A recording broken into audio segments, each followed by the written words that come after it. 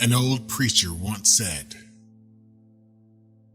"If you have a big God, your troubles become small." So let's do our best to study God. Psalm 139, 1 through 3. O Lord, Thou hast searched me and known me.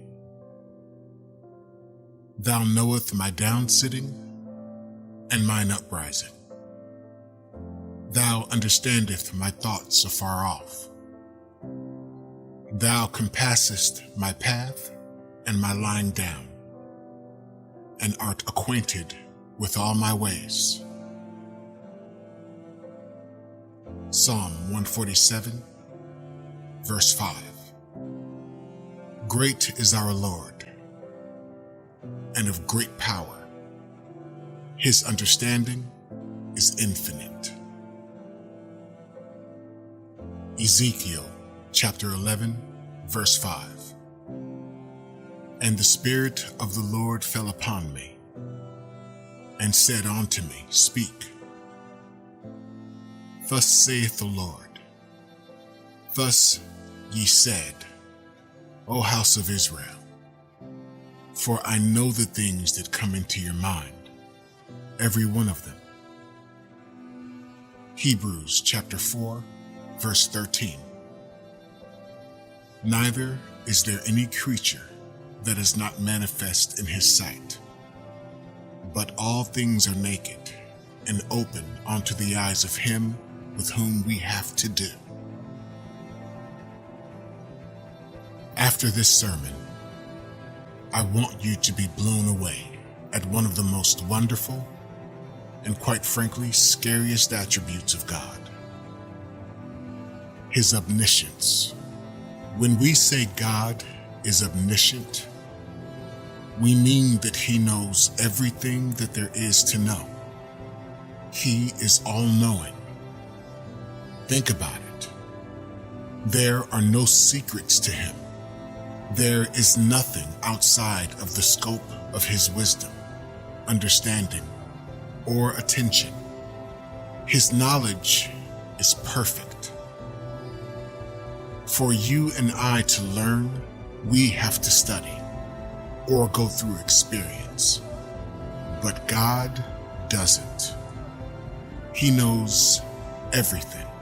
There is never anything that ever happened or that will ever happen that God is unaware of. More so, there is nothing that can defy the understanding and wisdom of the Most High.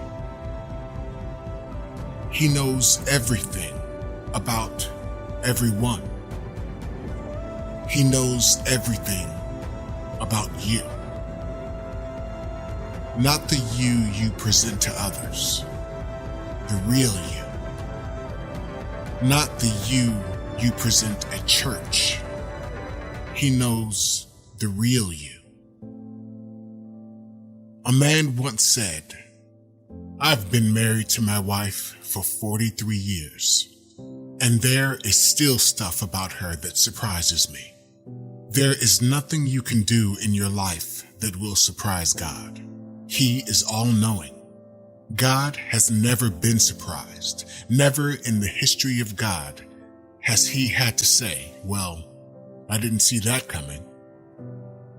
God knows everything about everyone. Before you make a decision, God knew what you would decide.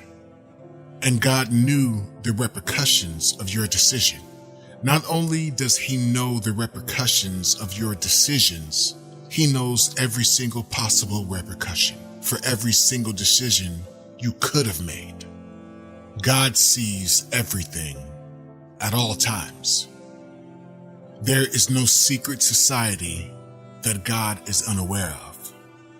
There is no sin that God is not aware of. There is no place God is not aware of. God knows everything and sees everything. I wonder at the way many people think they can hide from God and do things without His awareness. God made us in the excellence of his wisdom and gave us just a little fraction of his ability. It therefore baffles me how humans think they can make a fool of God with the little fraction of his in them. God does not need to leave heaven to know what's going on in the earth realm. His eyes are everywhere, and his wisdom is all-encompassing. The Bible records that the foolishness of God is wiser than the wisdom of men. We have become so self-efficient and smart as a society that many people think that they've outgrown God. We have billionaires introducing self-driving cars that park themselves. We have artificial intelligence slowly being shifted into our lives. We are all connected by the internet. You are probably listening to me right now through the internet. Civilization has taken so many leaps and bounds and has even moved to space exploration. Through our atmosphere and into the heavens, we are even aiming for the colonization of Mars. Mankind has taken on great leaps and bounds. We are living in a futuristic society. Humanity really thinks it is the apex of knowledge. Slowly and slowly, we can see more and more people believing we as a society have outgrown God. The irony is that we only know what God allows us to know. The wisest people, philosophers, and teachers of the law do not even come close next to the wisdom and power of the Lord. Our wisdom and our intelligence does not compete even on our best days. God is in a league of his own. In the excellency of God's wisdom, he does not need to ask questions before he knows what is within the heart of man. When Prophet Samuel wanted to anoint Eliab as king over Israel, the Lord forbade him, saying, "Man looks at the outward appearance, but I, the Lord, look at the heart." God is never limited by the physical appearance of people. He sees deep within the hearts and knows the thoughts which they conceive in their minds. God cannot be limited by any physical barrier. He knows all things, and his wisdom cannot be superseded. King David took his time to study the personality of the Most High, and he came to the realization of the fact that God was acquainted with his ways. He knew and understood that none of his actions were hidden from God. If you go beneath the earth to commit sin, the wisdom of God will follow you up. There is nothing done in the secret that will not be brought to the limelight. If David had known this earlier, he would probably not have fallen into such sins. There is a wisdom that follows every action of man. It is the wisdom of God. Psalm 134, 4-6 says, "For there is not a word in my tongue, but lo, O Lord, thou knowest it altogether. Thou hast beset me behind and before, and laid thine hand upon me. Such knowledge is too wonderful for me. It is high.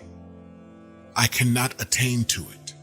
You don't need to speak before God will hear your voice. The thoughts of his heart are very loud in the hearing of God. The people of Israel grumbled in their hearts against God while they journeyed through the wilderness, and he knew it. A person could see you keeping quiet while before God, your voice of complaint is very loud. in your heart. You may not be complaining out loud to God, but inwardly, you are complaining and angry with God. By the omniscience of God, everything that happens on earth is being captured. Nothing is hidden from him. David admitted that the knowledge of God is too wonderful to be fathomed. It is too high to be attained. The Bible does not reveal a God who sits on the edge of his throne, anxiously awaiting man's next move in order that he might take a counter move. God is not nervous about your next move. God has always known all things which will take place. The omniscience of God is so high that he would perfectly determine the end of a thing before it ever begins.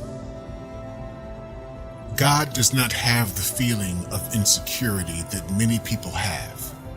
He sits in heaven and does whatever pleases him.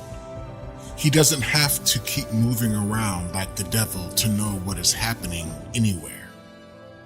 The moment the devil thought in his heart to exalt his throne above the throne of God, his conspiracy was uncovered and he was cast out from heaven. The devil thought he had known all about God because of his proximity to the throne of the Most High. He never knew that God's wisdom is enshrined in mysteries. If the devil that had a close proximity to the throne of God was esteemed foolish, how much more a man that thinks he can deceive God would be foolish. Psalm 147, 4-5 talks of the excellent wisdom of God. It says, "He telleth the number of the stars. He calleth them all by their names. Great is our Lord, and of great power. His understanding is infinite." Up till now, science and technology put together has not been able to determine the number of stars that are in space. But the Lord who excels in wisdom knows them all by name. There are over 2 billion galaxies of stars in space, and yet God can number and name them. Jesus said that God knows the very number of the strands of hair we have on our heads. You can imagine how versatile our God is. There is no amount of words that can explain his wisdom.